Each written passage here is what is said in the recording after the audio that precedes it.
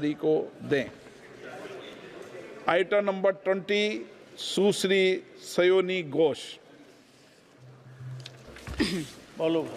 ये पहली बार की माननीय सदस्य चुना आप? जी हाँ, बहुत अच्छी है सर, सुनिए इनका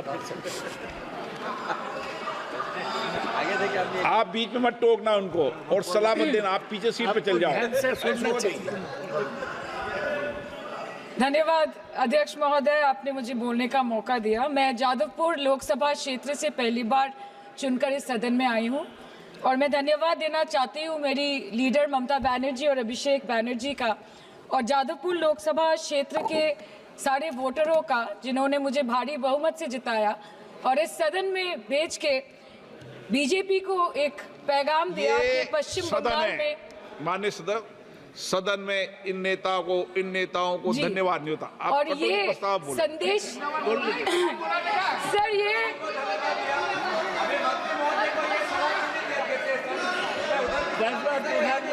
sir okay sir, no problem sir.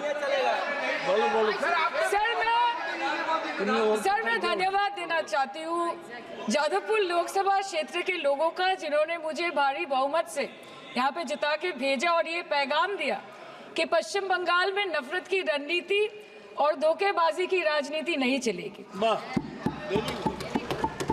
अध्यक्ष महोदय, मैं उम्मीद करूंगी कि आज आप मुझे पूरा बोलने का मौका दें, क्योंकि हाल ही में हुए नीति आयोग की जो मीटिंग हुई थी वहां पे हमारी माननीय मुख्यमंत्री, जो देश की एकमात्र महिला मुख्यमंत्री भी है, उनका माइक बीच राह में ऑफ कर दिया गया था। वो बंगाल के अरे अभी तो शुरुआत है, ये तो ट्रेलर है, पिक्चर बाकी है।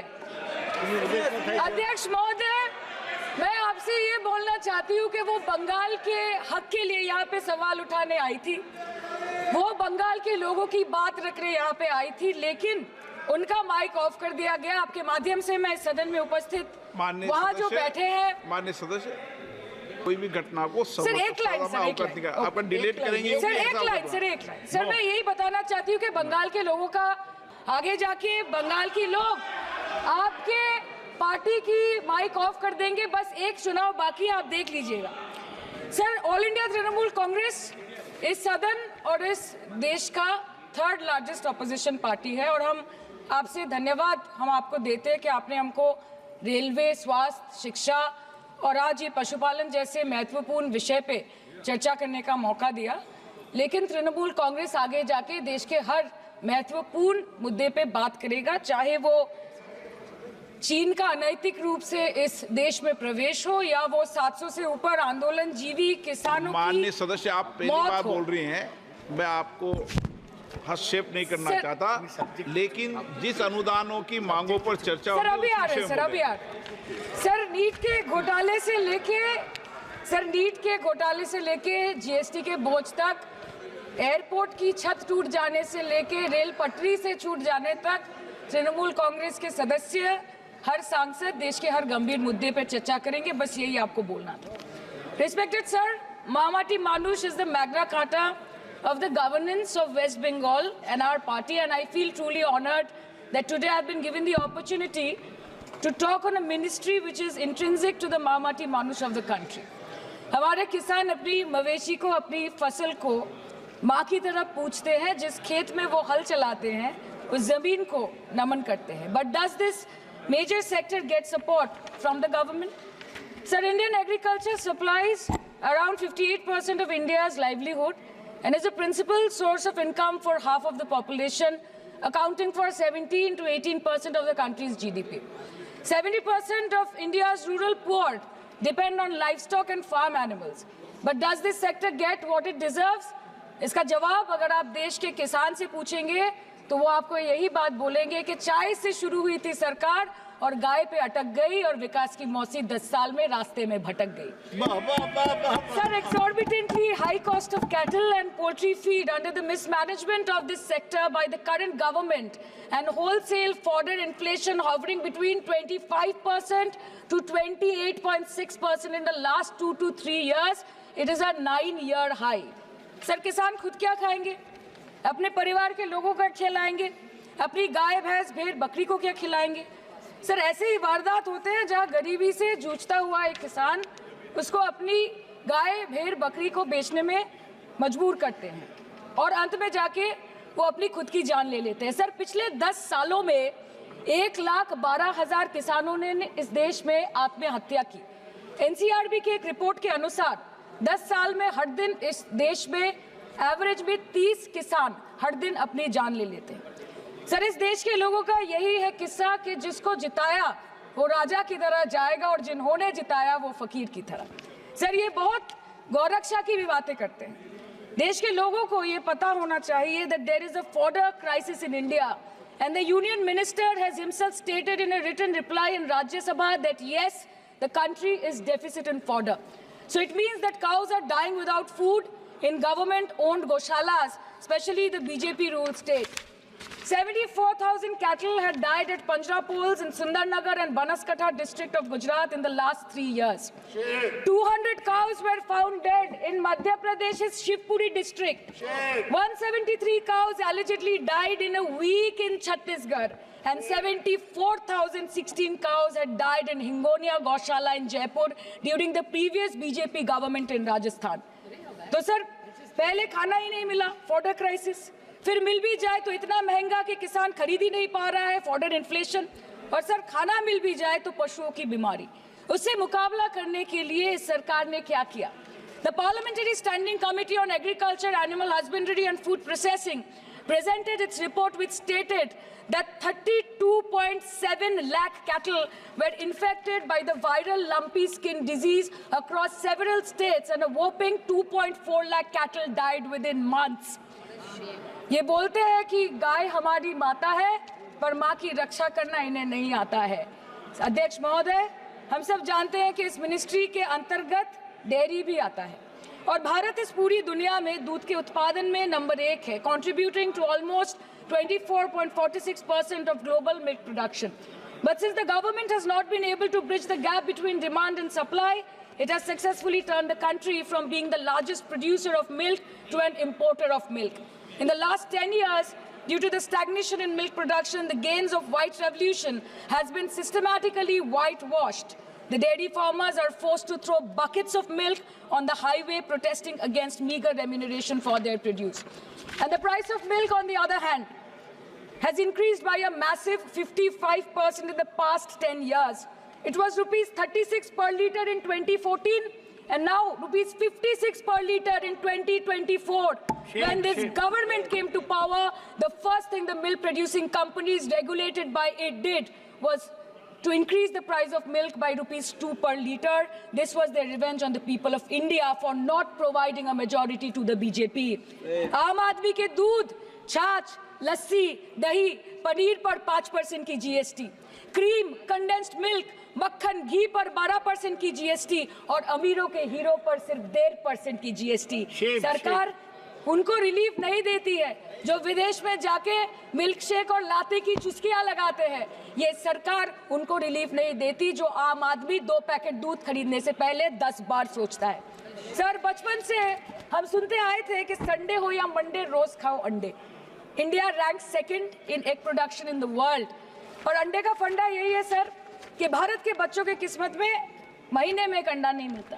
मिड डे मील के चलते हफ्ते में अगर एक आध अंडा मिल भी रहा था तो कहीं धर्म के नाम पे तो कहीं महंगाई के चलते उसे बंद करने की मांग उठ रही है।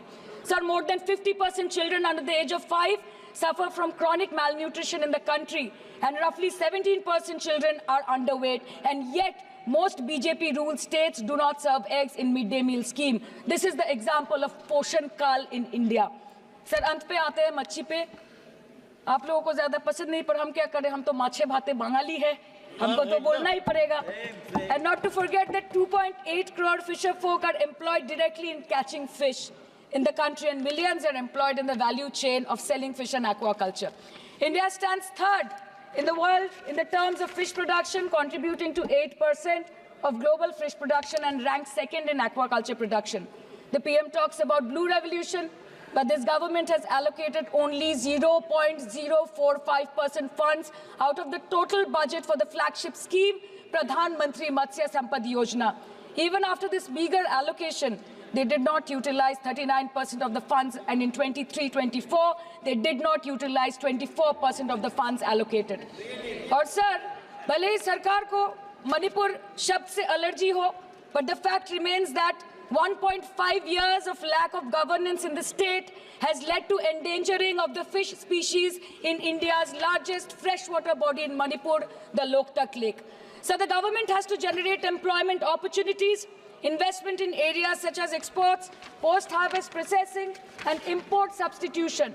It has to deal with adversities like overfishing, depleting of fish stocks, pollution, disease outbreak, destruction of habitat, and climate change. So my own parliamentary constituency has assembly constituencies like Baruipur, Shonarpur, Bhangor, which are heavily dependent on these sectors for livelihood. Main crops grown are wheat, rice, vegetable, fruit, oilseed, pulses, cotton and jute, and animal husbandry is practiced mostly by women in the self-help groups in the South Chobbish Pargona. They rear a wide range of domestic animals, including cattle, poultry, goat, particularly the black Bengal goat and the Pekin duck.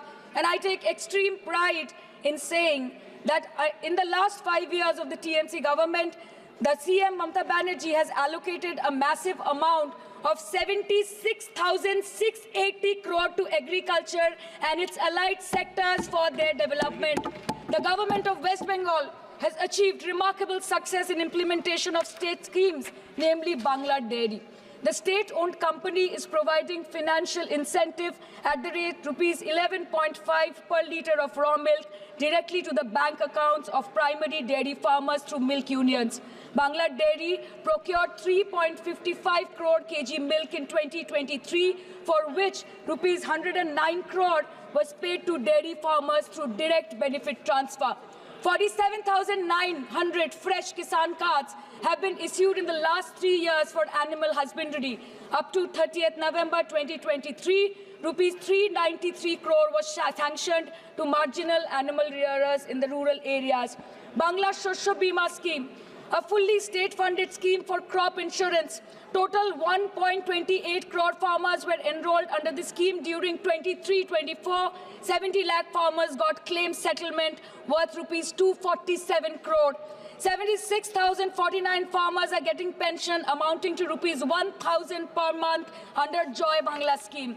Super Bangla scheme was introduced in 2014 for ensuring remunerative prices for agricultural produce, integrating about 80,000 farmers and procuring about 100 metric tons of perishables daily.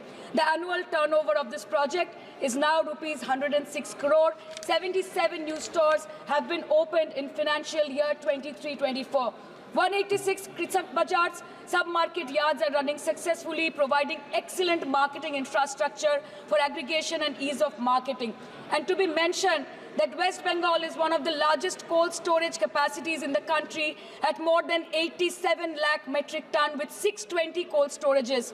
New investment of rupees 239 crore is upcoming in this sector this year with an employment opportunity for nearly 20,000 people.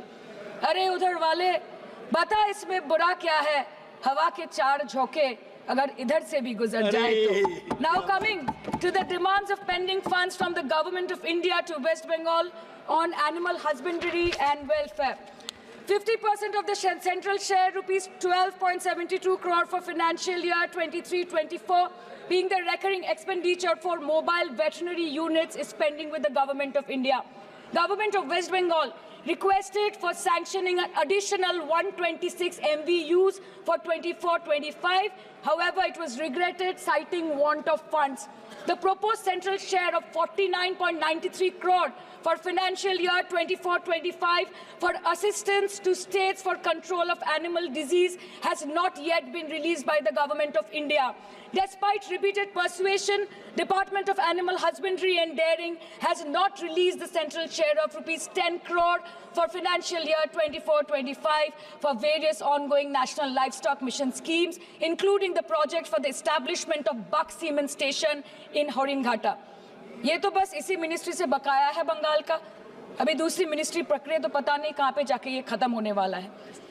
Madam, मैं बस ये कहना चाहती हूँ कि इस BJP सरकार ने पिछले 10 सालों में इस देश के लिए क्या किया, उससे बड़ी तालिका बनेगी कि 10 साल में क्या क्या कर सकते थे पर किया नहीं.